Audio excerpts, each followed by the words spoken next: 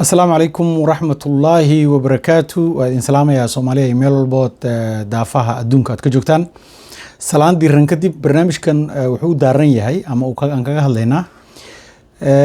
وحيالها هذا كسو كردي أرماها سياسة الصومالية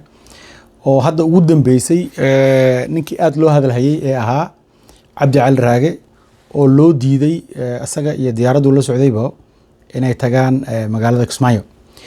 marka walaalayaal waxaan rabnaa in inagoo isku dayeyna inaan dhexdhexaad noqono haddana aanan runta ka leexanin kow cabdi cali raage wuxuu ahaa dadkii dhidibada u taagay ama aasaasay Jubbaland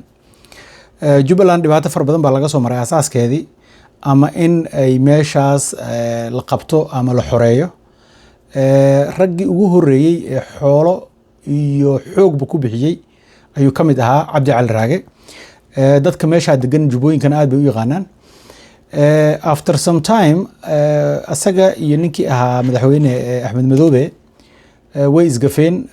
siyaasadii bay ku kala tageen kadibna cabdi cali raage wuxuu la saftay ama uu group la noqday raggii aan sheegaynay Kismaayo ku tartamay inay ka noqdaan madaxweyne raggaas uu taageeray taariikhdiisana waa la yaqaanaa inuu markaas Axmed ka soo horjeeday kaligiina ma ahayn in Axmed laga hor imaado ama Axmed Madoobe in la dhaho ama la tartamo ama laga hor imaado maamulkiisa wax cusub ma ahayn Axmed dhaliilo fara badan buu leeyahay anagoo rabna in aynan ku xadgudbin haddana waxaan rabnaa inaan taabano dhaliilaha laga sheegayo Axmed Madoobe ama madaxweynaha Jubbaland dhaliilaha laga sheegayo aadka loo hadlayo waxaa kamid ah in uusan horta cidna dhageysanin oo taladiisa asaga kaliya ay meel uga go'an tahay marka taana qofka maamulaha ah ama dad maamula kuma fiicna inuu kaligii go'aan qaato iska noqdo oo go'aanka uu kaligii uu ku soo aruuriyo xafiiskiisa marka isaga kalina ma aha dad badan oo madax ah oo Soomaaliyeed ayaa dabeecadda iskale marka xukunka loo dhiibo in ay awoodooda ku soo aruuriyaan xafiiskooda marka Axmed waa iskhilaafeen asaga iyo ninkii ahaa cabdi cali raage siyaasadina way ku kala qaybsameen kadibna uu isaga tagay wuxuu iska tagay xamar cabdi cali raage waa nin aqoon-yahana oo ka shaqeeyay hay'adaha samafalka in badan ka shaqeynayay kadibna marka ugu dambeysay hadda wuxuu noqday guddigii wuxuu ka mid noqday loo diyaariyey inay kasoo tala bixiyaan qaabka doorasho ee ka dhici doonta Soomaaliya kadibna waxaana lagu yiri in uu la taliyo u noqday madaxweynaha Farmaajo at the end of the day meesha waxa isku haysta waa Farmaajo iyo Axmed Madoobe maadaama la galay xilli doorasho Farmaajo wuxuu rabaa in gobolada Gado ay ka soo baxaan xildhibaano asaga matala ama asaga u codeeya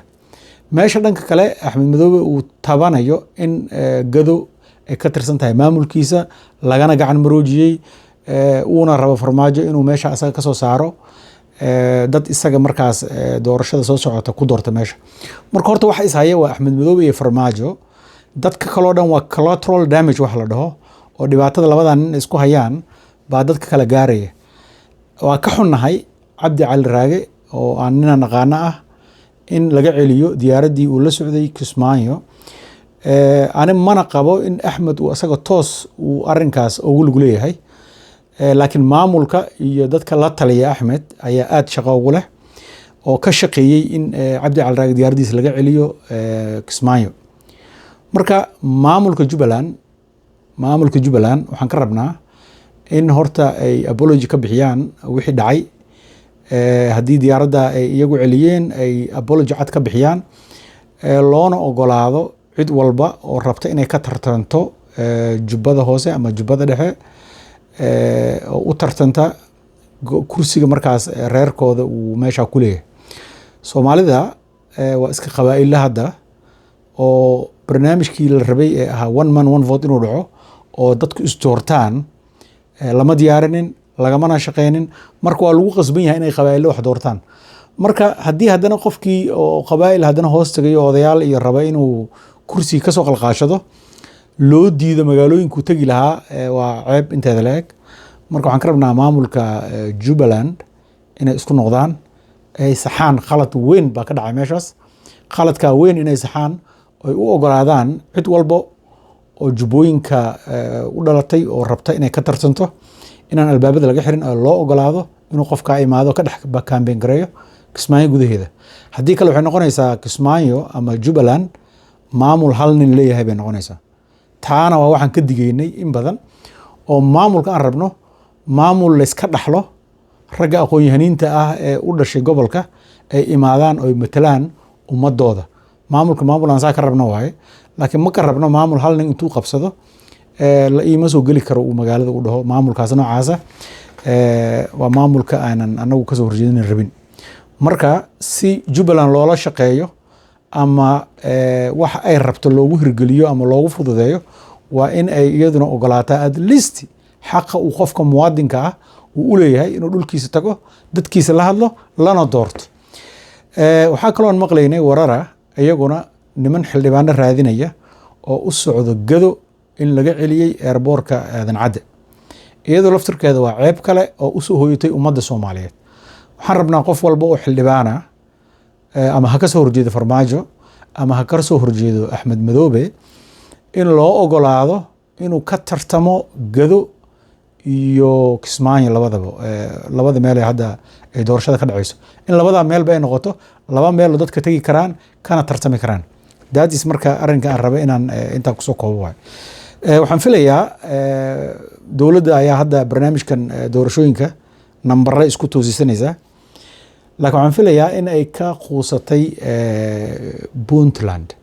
Puntland in dowladda Farmaajo hadda ay ka quusatay baan filaynaa xildhibaanada ka soo bixi lahaa sababtoo ay tahay waxaan aragnaa xildhibaano ka soo jeeda Sool iyo Sanaag iyo